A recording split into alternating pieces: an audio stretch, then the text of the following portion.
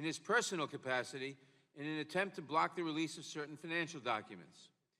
Ladies and gentlemen, the challenge we face is that the President of the United States wants desperately to prevent Congress, a co-equal branch of government, from providing any check whatsoever to even his most reckless decisions.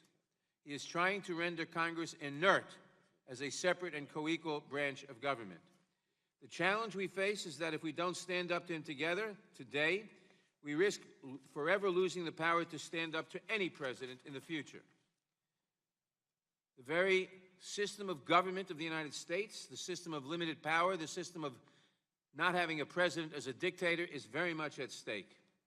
The Attorney General of the United States is sworn to uphold the Constitution as our nation's chief law enforcement officer. He has an obligation to do everything in his power to warn the President of the damage he risks and the liability he assumes by directly threatening our system of checks and balances and of limited government. Sadly, the Attorney General has failed in that responsibility. He has failed to check the President's worst instincts. He has not only misrepresented the findings of the Special Counsel, he has failed to protect the Special Counsel's investigation from unfair political attacks. He has himself unfairly attacked the Special Counsel's investigation. He has failed the men and women of the Department of Justice by placing the needs of the President over the fair administration of justice. He has even failed to show up today. Yes, we will continue to negotiate for access to the full report for another couple of days. And yes, we will have no choice but to move quickly to hold the Attorney General in contempt if he stalls or fails to negotiate in good faith. But the Attorney General must make a choice. Every one of us must make the same choice. That choice is now an obligation of our office. The choice is simple. We can stand up to this President in defense of the country and the Constitution and the liberty we love, or we can let the moment pass us by. I do not, and we have seen in other countries what happens when you allow such moments to pass by. I do not know what Attorney General Barr will choose. I do not know what my Republican colleagues will choose. But I am certain that there is no way forward for this country that does not include a reckoning with this clear and present danger to our constitutional order. History will judge us for how we face this challenge. We will all be held accountable in one way or the other. And if he does not provide this committee with the information it demands and the respect it deserves, Mr. Barr's moment of accountability will come soon enough. I now recognize the ranking member of the Judiciary Committee for his opening statement. Thank you, Mr. Chairman. Let's be very clear. There is only one reason, and one reason only. At this point, we are not being able to fulfill our constitutional role of oversight, and that is the chairman's demands that were played out yesterday. We could have had a hearing today. What bothers me the most about this is not only did, in standing for the questions that were discussed and the issues that have been discussed between me and the chairman, not only did he take the ability for the American people to hear again from Bill Barr, he took our ability to hear from Bill Barr today. To protect, maybe, because some didn't feel like they could ask proper questions. Maybe they wanted more staff questions. Who knows? But yesterday we found this, that he claims that he wants staff to question the Attorney General because the 5 minute per member is not enough. But yet we spent and approved a motion yesterday that said we could do a whole hour, an extra hour, between the chairman and myself. He could have took one of these fabulous members that he has, and he has some excellent attorneys on his side, some of the best. He could have given them all 30 minutes, and they could have questioned the Attorney General any way they wanted to. Instead, we go back to a circus political stunt to say we want it to look like an impeachment hearing because they won't bring impeachment proceedings. That's the reason. Take whatever you want to take. You can go out and have press conferences. You can say it from this dais. You can say whatever you want to have. But the reason Bill Barr is not here today is because the Democrats decided they didn't want him here today. That's the reason he's not here. You could have done anything else you wanted. And what is amazing to me is to say that he is scared of answering questions, to scared that he's not. And you can disagree with the Attorney General all you want, but for yesterday, he sat for over almost 6 hours in the Senate voluntarily asking questions, even on a second round that was taken up by Democrats who wanted to ask more questions. And you can agree, did he do good, did he do bad? It doesn't matter, but we're not getting that opportunity today because the stunt and the circus continues over here. All we had to do, we agreed to more time. We could talk about executive session, but no. For some reason, for some purpose, except the optics of something they can't do or don't want to do right now, they wanted to have a staff member ask questions. As I said before, if that staff member wants to ask questions so desperately, run for Congress. Put a pin on, find a committee. But you know, I can continue on and on and on about the issues that we have here and the impeachment agenda and whatever you want to have, and saying that he's blackmailing this committee, he's terrified to come before this committee. I think yesterday he proved he's not terrified to sit before anybody, especially the Senate, which they actually extended the question time on. He answered the question, whether you like the question or not. As my chairman told me yesterday, it's not a matter of where we agree or disagree on this. We have the motions, we move the motion, we do the motion. You can agree with the Attorney General or disagree with the Attorney General, but not hearing from them is a travesty for this committee today. But I would be remiss if I also did not mention the largest tragedy of this day. That actually was from yesterday. The chairman just stated a few moments ago that we can't let moments pass, and I agree completely. Because what happened yesterday on this dais was a travesty. When you do not recognize members for valid motions, when you call things dilatory, questioning the motives of what members are doing it for. I have sat on this committee for 6 years, and I have sat through hours of motions to strike the last word, of giving other members on the minority side more time, more time. One of my biggest concerns I ever had with Chairman Goodlatte is, why do you let it continue? Just call the previous question. And on two occasions last Congress he did, on resolutions of inquiry, after almost 6 to 7 hours of debate. The question I have here is not what Bill Barr is scared of. My question is, what are the Democrats scared of? They don't want Bill Barr here today. They've had the report, they've read it, they don't like what's in it. The chairman won't even go look at what the Attorney General offered him. It's pretty amazing to me. He wants to go in executive session and ask questions about it, but he won't go read it. Now, you can go read it and ask for more. But here's the problem today, and this problem from yesterday is not over. If the majority wants to run a committee in which minority rights do not matter, parliamentary procedure does not matter. We saw it on full display yesterday.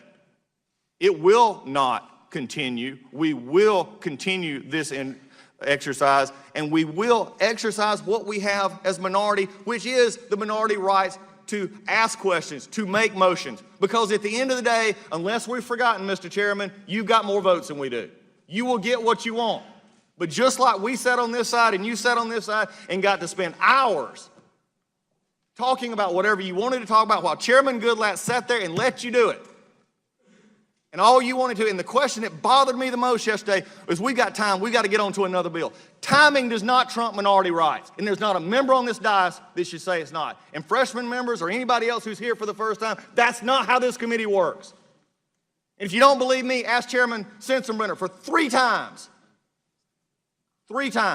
was chairman of this committee, and he laid it out clearly yesterday. But when we degradate members of my side, calling Ms. Lesko's amendment ridiculous, calling ours dilatory, that's just wrong and should offend everybody on this dais. Mr. Chairman, this is wrong. The tragedy of today is not that you have an empty chair, not that you have props. You can call the Attorney General whatever you want.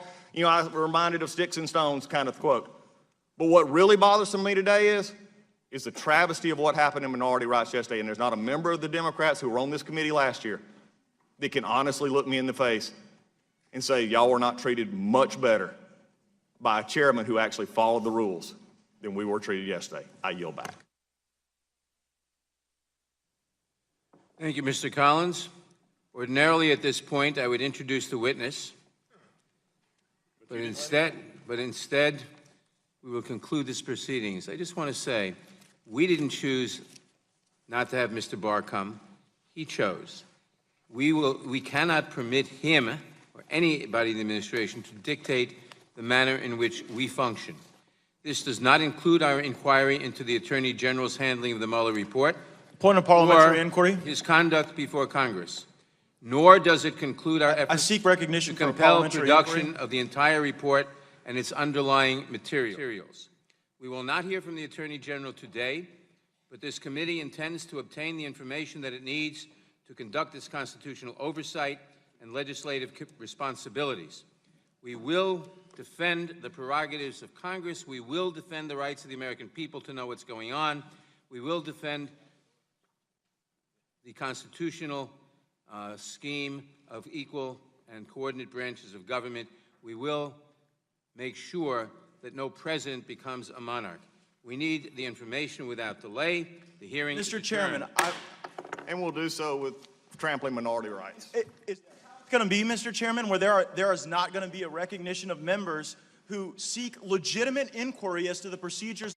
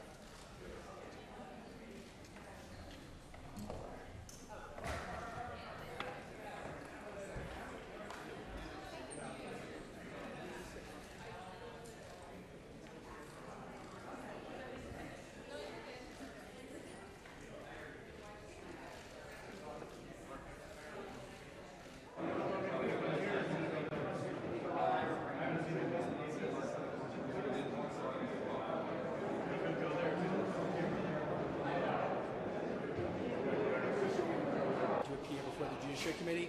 I think it's important to let that sink in for a moment. The Attorney General of the United States declined to appear voluntarily before the United States House of Representatives Committee on the Judiciary. I think there's good reason that the Attorney General is uncomfortable about coming before the committee and answering questions. We intend to ensure that we have the ability to get both the witnesses to testify under oath before the committee and the documents that are necessary to do our oversight work. That is, I think there are other members here. We were waiting. I think they want us in a group.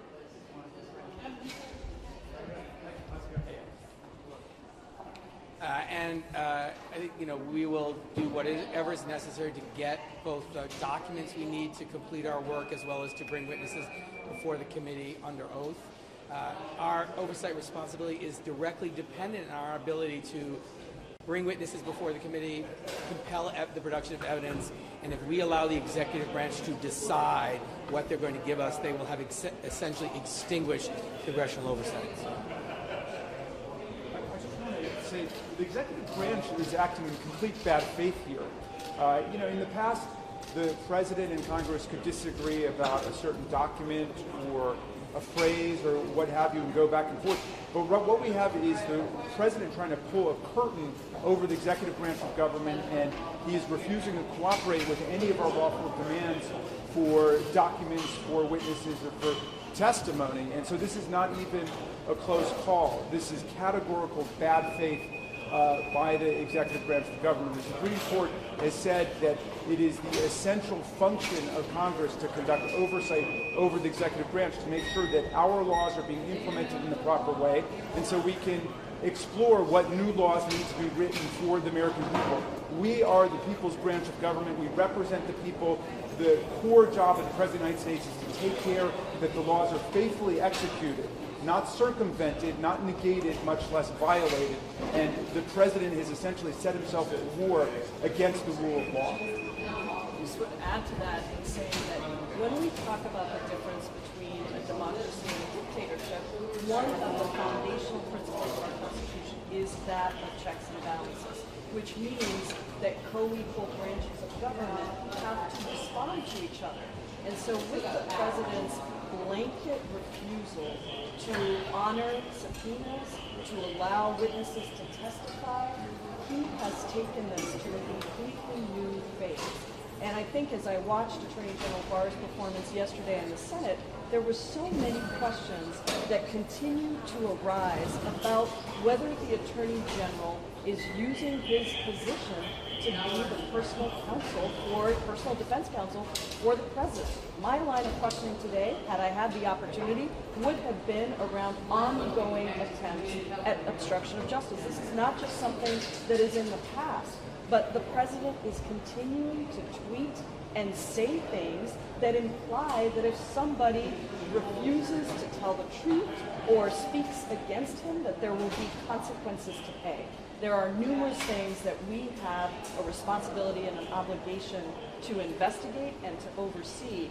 And I think we are truly in a new phase of this entire situation that is deeply, deeply destructive to the Constitution and to the foundations of our democracy. I think what the House Judiciary Committee and my colleagues and Chairman Nadler did today was to do something that the American people have not seen. Since the Watergate proceedings of Richard Nixon, they have not seen a president not stand up to the Congress, but stand up to the Constitution in a way that rejects all of its parameters and all of the dignity and the order that we have run this country. The Constitution started out by saying we wanted to form a more perfect union.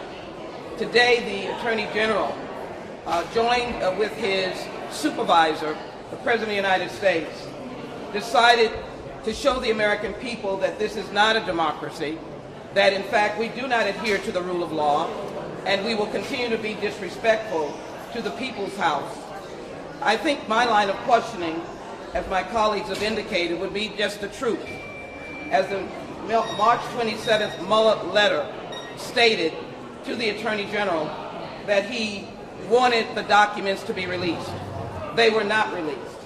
And so here we stand today with no other option other than to hold the Attorney General in contempt, which we hope that will happen. We have not done that because we wanted to continue negotiations. So I would simply ask the question, is this the way we want to run this nation? Do we want a president that does not welcome the truth and subjecting those who work for him to be tested on the truth? Do we not understand the Constitution and Article 1 and Article 2?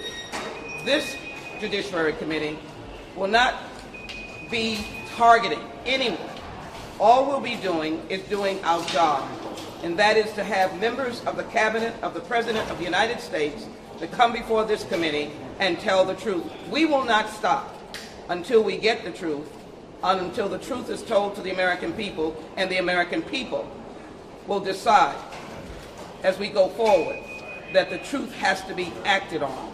And that's what I think some of our Republican friends are afraid of. Attorney General Bill Barr is now one of the most dangerous men in Washington, D.C. for 3 reasons. First, he intentionally mischaracterized the Mueller report. He was then told by Robert Mueller that he mischaracterized the Mueller report. And instead of apologizing, he doubles down and continues to mislead the American people. Second, today he ignored the will of Congress, oversight responsibilities of Congress, and lawfully issued subpoenas. And third, right now he is suing to eliminate your health care coverage. Let's not forget, right now he is suing in court to eliminate pre-existing conditions health care coverage and taking health care coverage away from millions of Americans. We in Congress will rein him in. We will hold him accountable.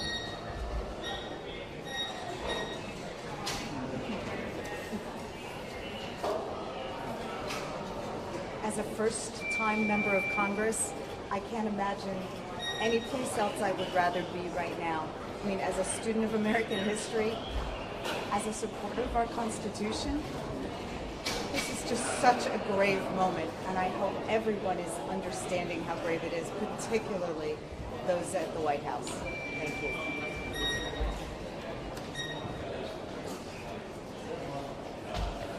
Good morning, everyone. You know, I just have to say, as a former police chief, that it was painful and disgraceful to see the nation's top cop abandon his responsibilities to allow an empty chair to speak for him this morning. However, as a committee member, we were respectful enough to put the Honorable William P. Barr, to put honorable on his name tag, if you will, this morning. However, but if you look at what the Attorney General has done since he has been in office, he certainly worked harder to protect someone who does not deserve to be protected. There's not much that the Attorney General has done as the nation's top cop that we can consider honorable. And so this morning was a dark day, a dark morning for the United States of America and all that the Department of Justice should mean to this nation. So, thank you. In the 2016 elections, this nation was attacked from outside of its borders by the Russians. As a result of their outside attack, we are now being attacked from the inside by the very Trump administration whom the Russians favor. This is a very dark day and a very dark time for our republic. It is under attack. The worst kind of damage that can be done to America is from its enemies from within. And we have enemies and we have aiders and abettors of those enemies. I'm afraid that we have reached a time when the people of this great nation must stand up and demand that Congress take appropriate action to stop this attack on our republic and save this nation, its democracy, and all of the ideals of liberty, fairness, and justice that we all hold dear. Thank you.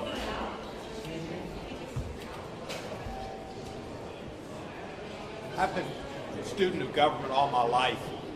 I watched the Watergate hearings from the beginning to the end. This smacks so much of Watergate. An attorney general like John Mitchell who believes the president is above the law. That is not America. The president is not above the law. And if the president thinks special counsel's investigation is a witch hunt, he cannot stop it. But our attorney general thinks so. Chicken Barr should have shown up today and answered questions. He was afraid of Barry Burke. He was afraid of Norm Eisen. a Attorney General who's picked for his legal acumen and his abilities would not be fearful of any other attorneys questioning him for 30 minutes. This man was picked to be Roy Cohn and to be Donald Trump's fixer. The Black Sox look clean compared to this team. It's a sad day in America. Good morning. I did not have the privilege of being born into this country. I became an American citizen when I was 20 years old, and I took an oath to protect and defend the Constitution against all foreign and domestic enemies. Attorney General Barr took the same oath, and today he shows that the only oath that he is now following is to protect and defend the president, who right now is threatening the strength of our democracy. Having come from Latin America, I understand very well what it means when a man in power starts circumventing equal branches of government. We must not allow this to happen in the United States of America. Thank you. Good morning. The Attorney General has a constitutional responsibility to uphold the rule of law. Instead, he's done everything to undermine the rule of law. The so-called Attorney General is abrasive, evasive, and unpersuasive.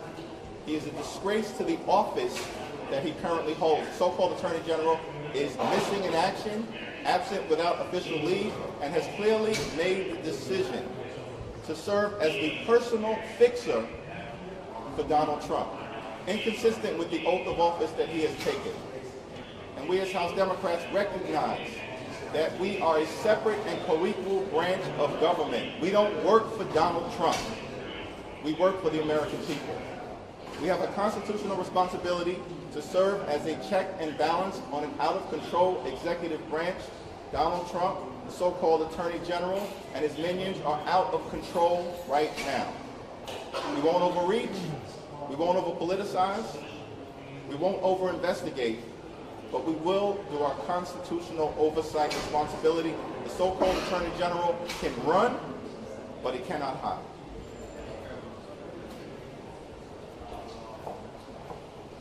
Today, Attorney General Barr and this administration have done a great disservice to the American people.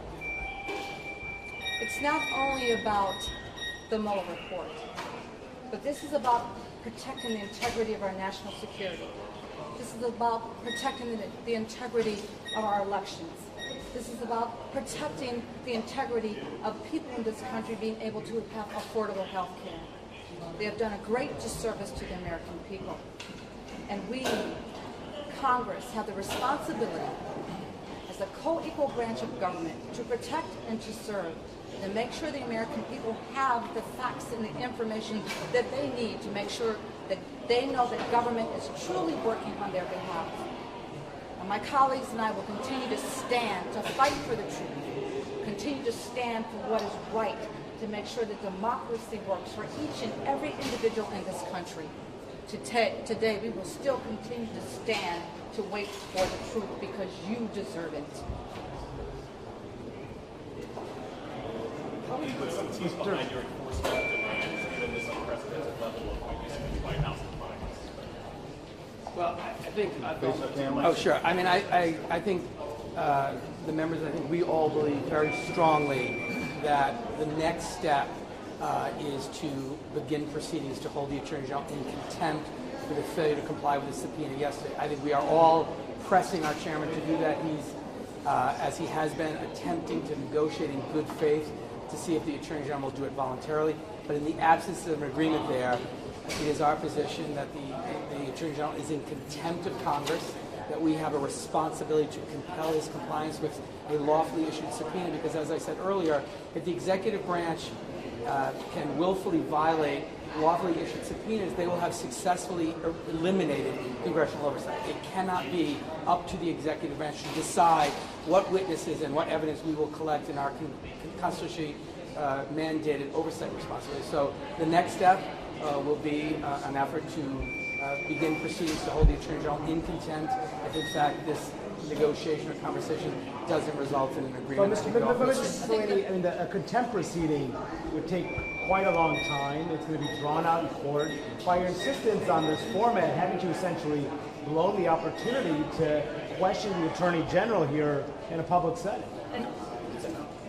No, but I think we're okay. Well, at this point, I think there's also a question of what the Attorney General is going to continue to say and do. He did not show in the Senate hearings yesterday that he was going to answer some of the very difficult questions. In fact, he made it clear on several occasions that he thought that it was fine for the president to lie, for the president to say things to people and encourage them to not tell the truth. So at this point, another step that we will be taking and that the chairman has already put into place is we want Robert Mueller to come and testify before us. At this point, I think we need to hear directly from the special counsel about his report and about his findings. Clearly, he felt troubled enough by what Attorney General Barr did and said that he wrote not one, but 2 letters to the Attorney General. He even prepared summaries of his 2 volumes that could be released immediately to the American people. And yet, we did not see that happen. It was almost 32 days, I think, from the time that he delivered his report to yesterday when we learned that he had these summaries prepared and ready to go to the public. So at this point, I think in addition to holding the Attorney General in contempt should these negotiations not work out, we need to have Robert Mueller. At this point, I don't feel that I can trust anything that the Attorney General is saying because I don't know who the Attorney General works for. He certainly is not working for the American people. But why staff attorneys? Why do you need staff attorneys? Why was that, instead of most of you are attorneys, you can ask the questions too, right? Well, well, first of all, the one thing I'd like to say is Democrats are not rushing toward impeachment, but neither are we afraid of it.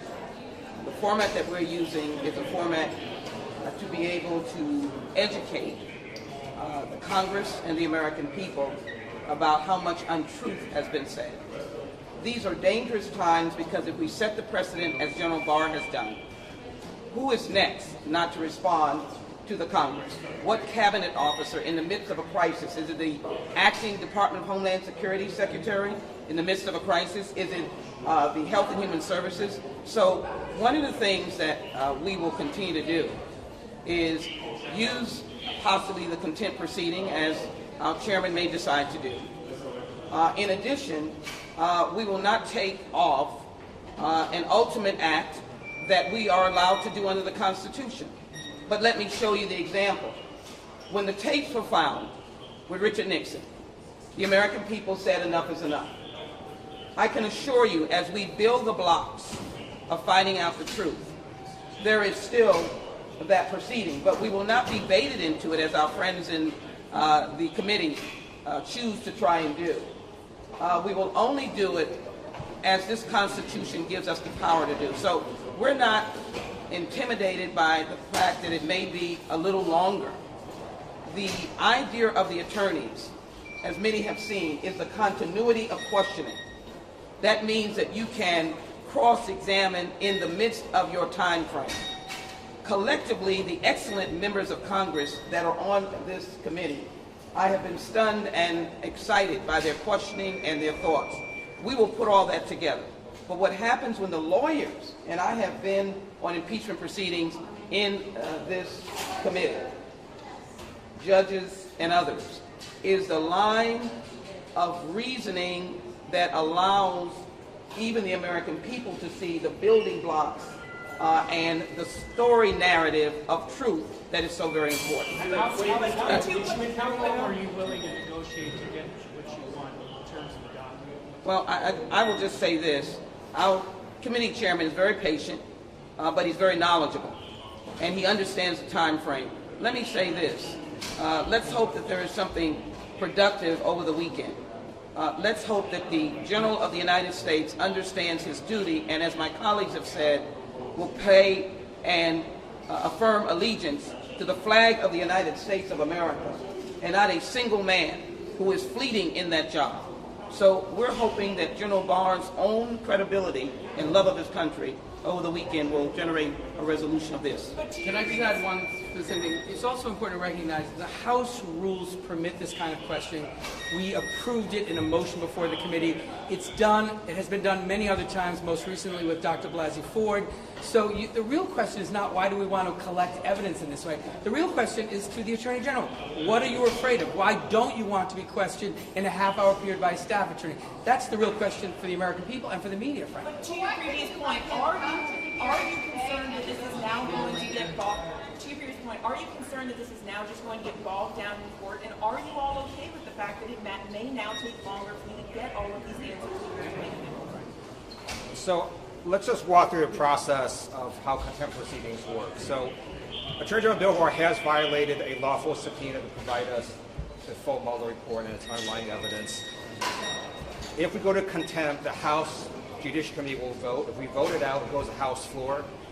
Once the House floor votes it out, then it triggers a number of things. Our House counsel can go litigate in court, but we also have inherent contempt powers that courts have upheld for us to take immediate action irrespective of the courts. We can start imposing fines on that person. In the past, they had a house jail. I don't think we're going to go that far, but courts have upheld that as well. So Congress's power will not be abdicated. We will enforce it, and the delay will not affect us because we can start imposing fines on that person immediately upon contempt off the House floor, and we will go there if he does not cooperate. But that's still a very long time before you get any of the answers that you are hoping to get here today. That's just a matter of weeks to get something off the House floor. What about impeaching Barr? What would it take to move to impeach Bill Barr? Is that something that's on the table? And what would it take for you to take that drastic step? Well, with respect to the Attorney General's behavior, nothing's on the table or off the table. We're evaluating things in a step-by-step basis. And the next step, as has been illustrated, will be to possibly pursue contempt. And Congress has control over that timeline. But understand the stakes. What we are witnessing is the slow loss of our democratic republic. And we can either allow it to happen or we can stand up against it. Some of my colleagues on the other side of the aisle, they're behaving like a cover-up caucus for this president, a wholly owned subsidiary of the Trump administration. That is not what the founding fathers envisioned. And so we are not going to allow the notion of a presidential dictatorship to take hold. This is a democracy. We're a separate and co-equal branch of government. And we are going to uphold that principle by any means necessary. He volunteered to come in today. Is this jumping way too far ahead? And then second, Congresswoman, you had talked about how staff apparently goes during an impeachment hearing. So are you equating this to what you wanted to have today to an impeachment hearing? No, I think my colleague just indicated that this process was used during the Kavanaugh hearing. And what we're saying is that this is... That's the point that we're making. That this is allowable under House rules. The Congress, as the Senate, the House and the Senate can discern and decide their own rules and the best approach to draw evidence or information so that we can make the appropriate decision. Let me also say, we're writing legislation regarding what happened in Volume 1 and Volume 2. How incredulous is it of all of the contacts with Russia that there was no legal basis other than collusion or conspiracy? Why wasn't there interacting with Russian operatives, enemies of the American people, and that would be a criminal act, which we're introducing legislation on that or have already done so. But what I would say to you is we're only following the rules, and the rules are that we're allowed to do this. And I guess I asked the question of the General of the United States, as has been said, very aptly. And my heart really breaks on this. If any of us were lawyers or non-lawyers, it really breaks. I asked him, would he not, in his view of his own reputation and his view of being the chief legal officer, has been said, for the people of the United States, would he, should I say that, would he please adhere to the rule of law and appear before this committee? But I do want to conclude by saying we're moving on other witnesses because our task is to find out the truth. Why didn't you take the Justice Department's the opportunity they provided to you to go and see a lesser redacted copy of the report? My understanding is only Republicans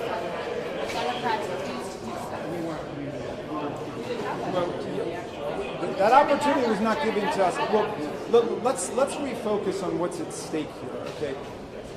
6 weeks after the special counsel submitted his report, the Congress of the United States still doesn't have it. This is completely unprecedented. In every other case of a special counsel or an independent counsel report, Congress got it within a couple of days, completely unredacted. The redactions are up to us.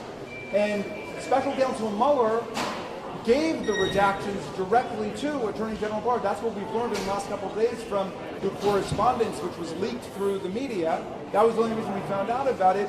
It was very clear that the report could have been released within a couple of days. But instead, Attorney General Barr wanted to pull a propaganda smokescreen over the entire country. And we are still laboring to unearth the real report, to get it unredacted so we can read it. That is our constitutional power. And my colleagues keep saying we are a co-equal branch of government. We are at least a co-equal branch of government. We are Article 1. Before Article 2, we are the lawmaking power of the American people. We are the direct representatives of the American people, and the president's job is just to take care that the laws are faithfully executed, not to make sure that the laws are thwarted and frustrated and violated. And yet the entire administration is now in a full-blown cover-up mode to try to hide the contents of Special Counsel Mueller's report. And all that Attorney General Barr did was to try to tell a false story to the American people about what was in there, and they continue to scramble to throw out more and more propaganda to cover up what's really in there. We are going to get to the bottom of this. We are going to have the real facts come out to the American people. We are going to allow the American people to hear directly from the witnesses, including Special Counsel Mueller, including Don McGahn, the White House counsel, about what the president did to obstruct justice. Because if we allow a president to obstruct justice and to convert the government of the United States into a money-making vehicle for himself and his family and his business, then that will set a precedent that generations to come will regret and lament. We've got a constitutional responsibility here, and we're going to fulfill it. I just want to say one thing about Director Mueller. I was here when he was director of the FBI, and I was offended by his character and integrity being sullied yesterday in the Senate Judiciary hearing. I want to thank Director Mueller for his work and his team's work. I don't know what he's going to say before our committee. I cannot give a prognosis on what he will say. But I do believe the American people owe him a debt of gratitude. And I also know that it has been reported by people who know him. They've said he has never sent a letter, maybe once, a letter of this kind in his career. He wants to be known as an ex-Marine who serves his nation. So I would just suggest to all of us that if he wrote such a letter on March 27th when he said, in essence, I told you to give everything to the Congress and the American people, it must have been a heavy burden on him that the General of the United States, the Attorney General, was not representing him, his team, or the people of the United States, that in fact he turned out to be the personal lawyer of a person who is fleeing in an office that belongs to the people of the United States, and that's the presidency. And I can only say that as he comes before our committee, none of us can dictate what he will say, but I do believe that he will tell the truth in the best way he possibly can. And I want to say to Director Mueller, thank you very much for your service. Thank you all. Thank